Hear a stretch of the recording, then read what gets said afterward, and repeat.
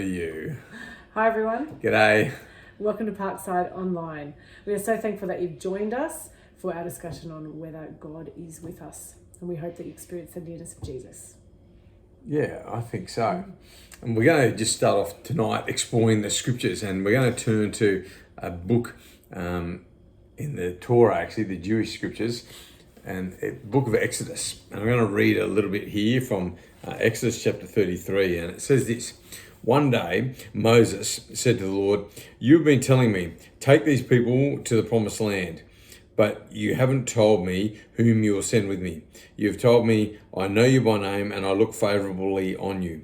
If it is true that you look favorably on me, let me know your ways so that I may understand you more fully and continue to enjoy your favor. And remember that this nation is your very own people." God speaks and says, "I will personally go with you, Moses, and then I will give you rest. Everything will be fine for you." Moses responds, "If you don't personally go with us, do not make us leave this place. How will anyone know that you look favorably on me and your people, if you do not go with us? For your presence among us sets us apart from all other people on the earth." And then God replies to Moses, "I will indeed do what you have asked, for I look favorably on you and I know you by name." Moses responded, "Then show me your glorious presence." The Lord replied, "I will make all my goodness pass before you, and I will call out my name before you. For I will show mercy to anyone I choose, and I will show compassion to anyone I choose. But you may not look directly at my face, for no one can see me and live." The Lord continued, "Look, stand near me on this rock. As my glorious presence passes by, I will hide you in the crevice of the rock and cover you with my hand until I have passed by. And then I will remove my hand and let you see me from behind, but my face will not be seen." There's a lot in that. Yeah. And a lot of things that feel like a long way from where our lives are right now. In Australia, reports are that roughly about 50 to 20% of Australians feel socially isolated. And that means that by counting the number of social relationships they are limited. They feel like they would have more social relationships. That's social isolation. But then there's loneliness. And loneliness, they say up to a third of Australians feel like they aren't really connected. So it's not a count of the number of relationships you have, but it's a count of a subjective, I feel disconnected from people. And it's a challenge. There are volunteer organisations set up to try and deal with this feeling of loneliness. There are governments are looking into it. Not Australia, but other governments have actually set up ministers for loneliness to give a government official a responsibility for dealing with this sense of loneliness. And when we feel lonely, it actually impacts us. We're more likely to get sick, up to 4 times more likely to get sick. I think it's like 4.1 or something. We are less productive in whatever activities we're engaged in. And they estimate it's billions of dollars that it costs the economy because people are lonely. It's just this looming thing. And in Australia, since 2022, it's growing. 20 years before that, it was around about 1 in every 5 or 6 people felt it. And then in the last 2 years, post actually COVID, it's just skyrocketed. As we talk about all these numbers, perhaps this is relevant to you. Perhaps you're feeling socially isolated, that is, you would like more friendships. Perhaps you're feeling lonely, which is simply you want to feel more connected to the people that you know. I don't know, do you have any experience of loneliness? Yeah, probably not so much at the moment, but I have in the past felt lonely, like no one understood me or was there for me or whatever. Yeah, so I know how it feels. Yeah. And it's interesting, I think loneliness can be completely separate from how close you are to other people. I remember one particular game when I was playing footy, and there was about 200 of us packed into this room, and it was boisterous. There was music. There were people singing and "Hey," and congratulating one another and making jokes. And there was just this moment when I felt like I was still physically in the room, but I just felt disconnected from everything that was going on around me, even though I had friends who I'd known for years in that room. And sometimes it can creep up on us like that. Yep.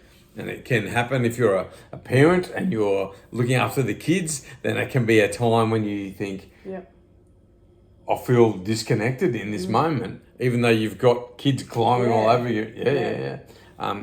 You can find yourself in a workplace where you feel you may have even developed some connections, but you feel fundamentally disconnected. And it is a complex thing. Sometimes if you're trying to push an organization forward, you feel the weight of that. And you might have people that you're working with, maybe working for, maybe some people working for you.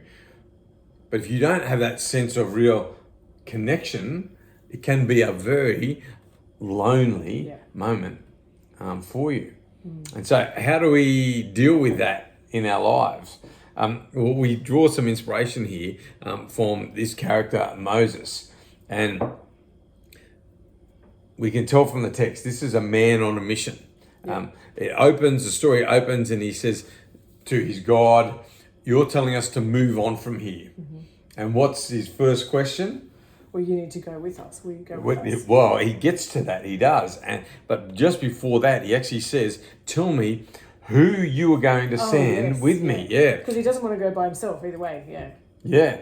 And this is a guy, depending on what you estimate, but there's around about 500,000 people, they reckon, in this thing. And he was one guy responsible for all of this. And the story is told that he is the one guy that's actually responsible for making decisions about this group of people. He's the one person who is responsible for communicating what he believes God to be saying to these people. It's lonely. And so his first question is, you're giving me a job to do here, but who are you sending with me? And I think that's a sign that he's feeling not only socially isolated, because how many real connections did he have, but also he's feeling lonely. I am on my own here. And so as we explore this, I think we're going to discover where that leads us. Because I think it's fine to ask for stuff. I think maybe particularly in church circles, we can sometimes have a belief that God should provide everything. Perhaps you even believe that right now, that God should, all I need is Jesus. And I think there have been cases in history where that appears to be the case, where people have left their homes, launched themselves into a foreign country, a foreign culture, and existed miraculously on God. And yet what we see overwhelmingly though is that God actually puts us in connections. Like one of the opening chapters of the Bible, God declares over humanity, it is not good for humans to be alone. That word. Well, I used to think, I had a period in my life where I thought that it was fine if it was just God and me, Jesus and me. It was all good, but really it just masked like that loneliness, because I felt disconnected from others and so lonely. But I was like, no, it's okay. It's just me and God, and God's like, well, I don't think it's okay. So do you feel comfortable to explore that? Because you said you felt at that time when you had that thinking, you felt lonely. What motivated you then to almost step away from people and say, no, it's just me and God, we're good? I think there's a lot of fear. Too. Like yes, I was lonely, but I'm like, is the loneliness, is it worth trusting people who will probably only hurt and abuse me, because that was what I had experienced. Like, is it worth trusting people because that might happen, or was loneliness a price I was willing to pay? And at the time, it was a price I was willing to pay, because I still felt like, yes, there was, me and Jesus, even though I was like, but there's still something that's missing. I think that's profound. And perhaps as you're listening, you can relate to what Renata's saying. We live in an age when we have more potential for connection than ever before. I think your line about, is it worth the risk of trusting people, is what stops us. Yeah, because we're afraid. And I found, like, yes, it was risky. I mean, for me, it was as I trusted God more in that too. So yes, it was me and him, but he said, he put others in the path. As I trusted people, it was like, actually, the trusting was worth the risk. Yeah, and there are times, I think, when perhaps in the circles that you move in, we can use particular language to mask that loneliness. Yep. It might be, I'm just really committed to my work, and so we fill the void in our lives with endless overtime, some of it unpaid, or we fill the void in our lives with doom scrolling or just avoiding the pain or avoiding the risk of deciding to trust people. I think, it is profound. And then we see this loneliness as we kind of go back to the text here. It says, God actually replies. Moses asks the question, well, who are you sending with me, and are you coming with me? Yeah. And I think there are moments in our lives, is God with us? You talked about that was your choice. Yeah. But then when you're going through a difficult situation, when you're trying to launch something new, it's very easy, I think, to grab the name of God and say, God's with me in this, without actually ever checking in as a relationship. It just becomes a label that we slap on things. Or the other thing is we just kind of blindly say, oh yes, God is with me, but never have any experience of that. And then what we see here is that Moses actually asks the question, what I want, God, is for you to come with me. Yeah. And I think that's a hard thing. That's a scary thing. Because again, it brings up that same question of trust. Yeah. If we look at psychologists, they will tell us that one of the basic building blocks of human relationships is trust. And often that can form very early in our years, simply when we're crying out, does someone come when I'm in pain? There's a wise person, C.S. Lewis, once said, we are born helpless. As soon as we become conscious, we discover loneliness. Like, we need one another. Coming back to that thing, it's not good for us to be alone. And so Moses says, who are you sending with me? He says, are you coming with me? And when God answers and says, I will go with you, he says, no. Are you coming with me? Yeah, I'm making sure. And he says, I need you to be with me. And we may identify with the loneliness here. We may identify with some of the social isolation. But this, I think, is a powerful question, is that as we move through our lives, are we addressing this question? Are we asking the question that Moses asked, are you with me? And it's a complicated question. Let me ask you, do you think God moves away from us? No. No? No. As you're watching this, I wonder what you think. Perhaps in your life, you've had some moments and you look back on them and you go, where was God? Yeah. Well, I think for me, I do honestly believe that God is with me and that he keeps his promises when he says, I will never leave you or forsake you. But I do have moments where I go, but what are you doing? Or I know that you're here, but I can't feel you right now. Show me something.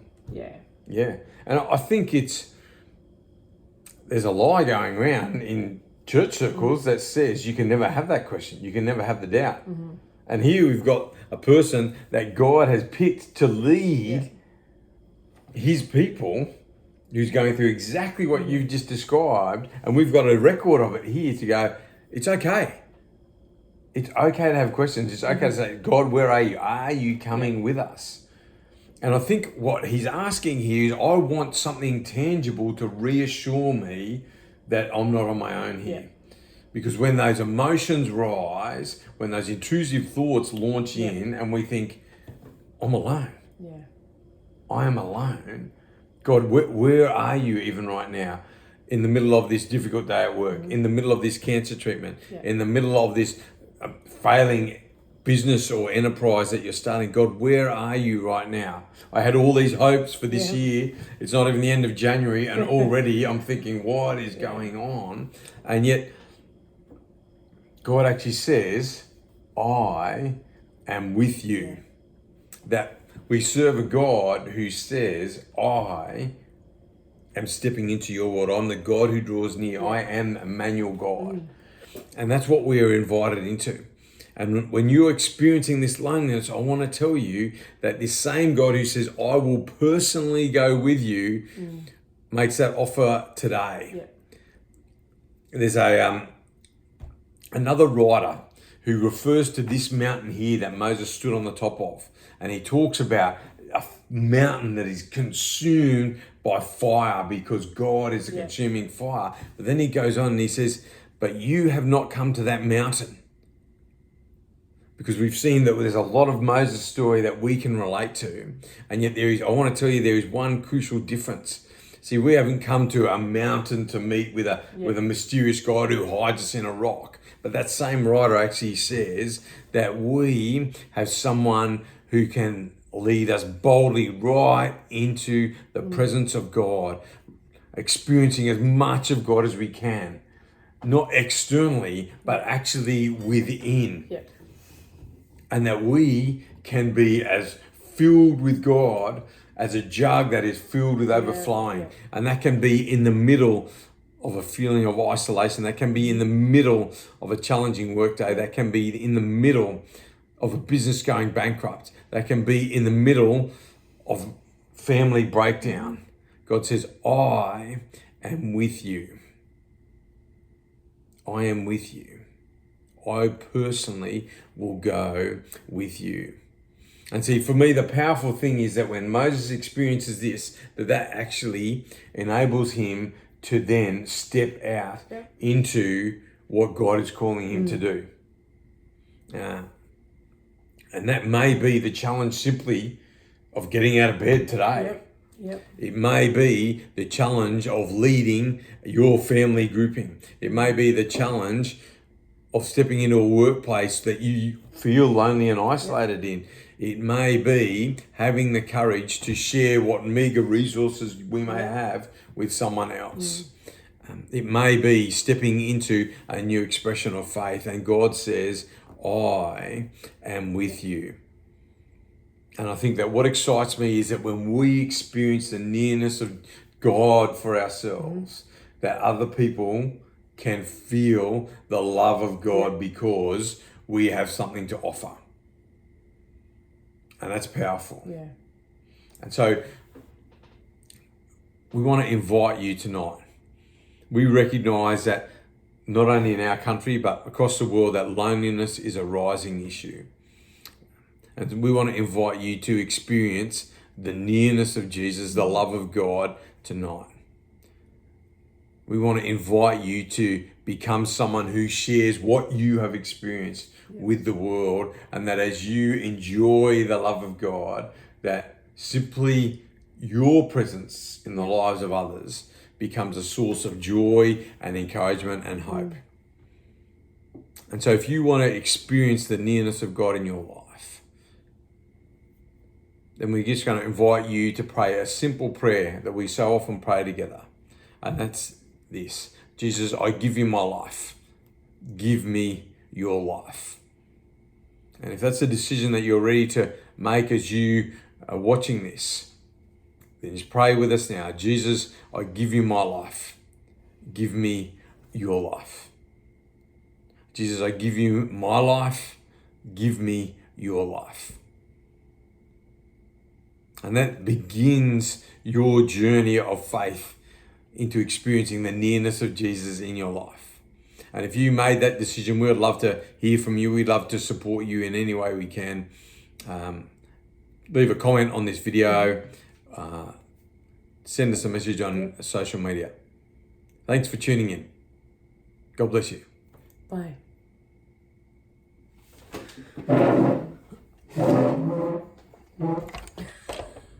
Slow.